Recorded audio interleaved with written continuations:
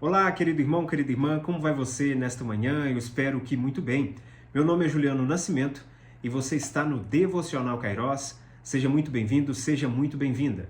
No Devocional de hoje, nós vamos refletir um pouco sobre a vida da esposa de Ló, aquela que foi transformada numa estátua de sal, uma história muito conhecida, mas nem todas as pessoas que conhecem essa história acabam refletindo sobre ela e como essa história também pode se tornar um exemplo para a sua própria vida, a sua caminhada sobre essa terra. Muito bem, em Gênesis capítulo 19, verso 26, nós encontramos a informação de que a mulher de Ló, ao olhar para trás, foi transformada em uma estátua de sal. Eles estavam fugindo de Sodoma porque o Senhor havia enviado um aviso de que destruiria aquela cidade. Aquela cidade que estava completamente imersa no pecado e desagradando completamente ao Senhor. E o Senhor cumpriu a sua promessa e aquela cidade já estava sendo destruída. Mas antes, Ló e a sua família estavam fugindo daquela cidade. Mas a mulher de Ló, provavelmente sentindo já saudade daquela cidade, com pesar no seu coração por deixar aquela cidade ou algo nesse sentido, a inferência que nós fazemos, o texto diz que ela olhou para trás e ao olhar para trás, ela foi transformada então numa estátua de sal.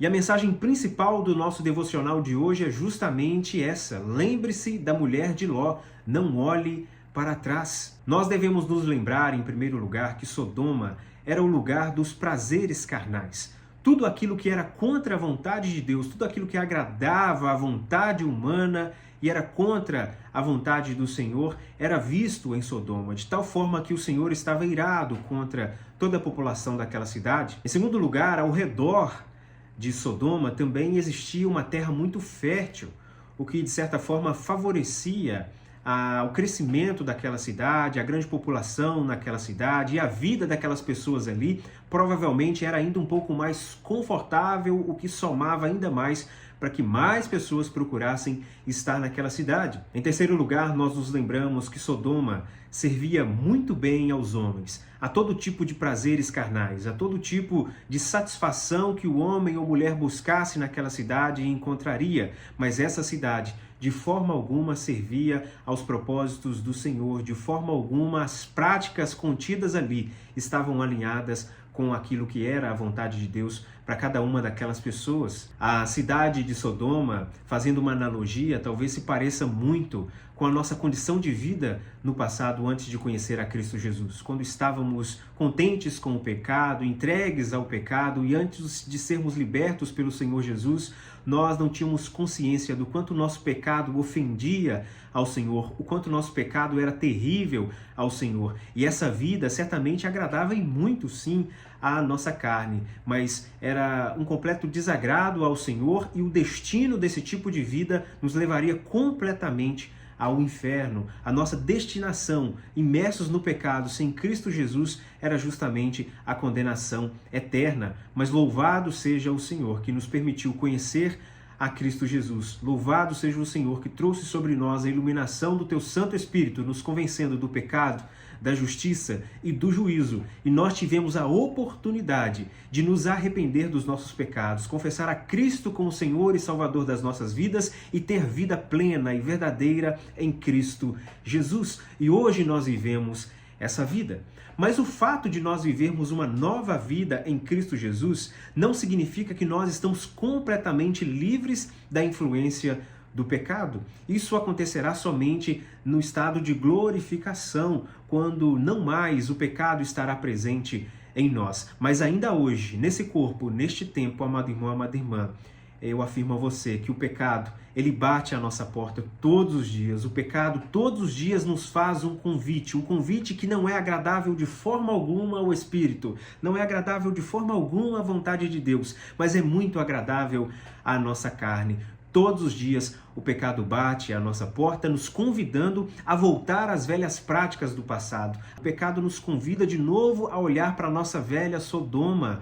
Mas, amado irmão, amada irmã, nós não devemos olhar para trás. Nós não devemos fazer como a mulher de Ló. Nós não podemos olhar para trás e encontrar de novo aquilo que leva à condenação, aquilo que desagrada a Deus, mas nós devemos continuar caminhando, olhando para o alvo que é Cristo Jesus. Não abra brechas na sua vida, querido irmão, querida irmã. Eu quero ler para você ainda Hebreus capítulo 10, versos 38 e 39, que diz: Mas o meu justo viverá pela fé, e se retroceder, não me agradarei dele. Nós, porém, não somos dos que retrocedem e são destruídos, mas dos que creem e são salvos. Nós somos chamados para a salvação em Cristo Jesus. Amado irmão, amada irmã, nós somos chamados para caminhar em santidade, em obediência ao Senhor. Portanto, nós devemos nos lembrar sempre da história da mulher de Ló e não repetir a sua atitude. Não querer de novo olhar para trás, não querer de novo voltar àquilo que deveria ficar para trás. Já finalizando, quais pecados têm batido à porta do seu coração?